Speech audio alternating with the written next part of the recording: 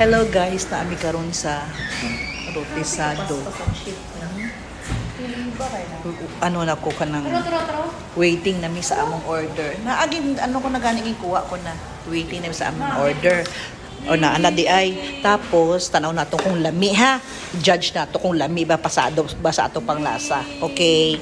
Among order. Unsa gin-order namin lomi. Ano ni siya? Caesar salad. And sa ganini, Four Seasons. This is alaking. Alaking.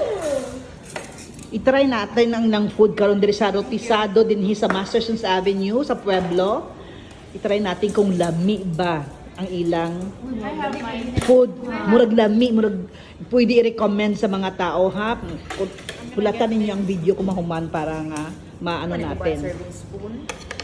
Ma-rate natin kung pasado ba sa atong panglasa. Napang may orders coming guys sa panahuman. Na ang among order. Complete na. Mag-pray namin kay mag-eat. Lami. Okay, let's pray. Lami guys. Murag mabalik ko dito guys. So how do you find it? Okay. Ako ba nag-suggest ani guys? Tsada kaayo ko gipili. Okay. We'll eat first and we will rate the restaurant after. Okay? Gikan nami sa Rotisado guys. Okay lang ang food nila.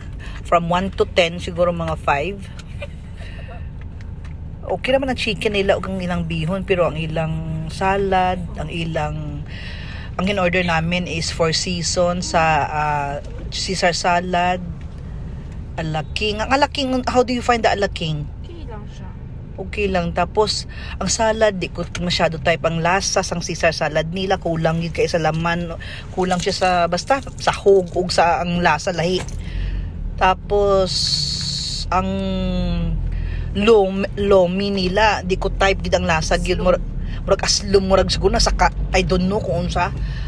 Pero I don't know, affordable kayo siya sa nga tanan, grabe ka affordable. Pero sa among magud panlasa, sa ako gasulti ko, sa akong panlasa lang, dili ni applicable sa tanan. Malay mo, dili ko ganahan di ka mo.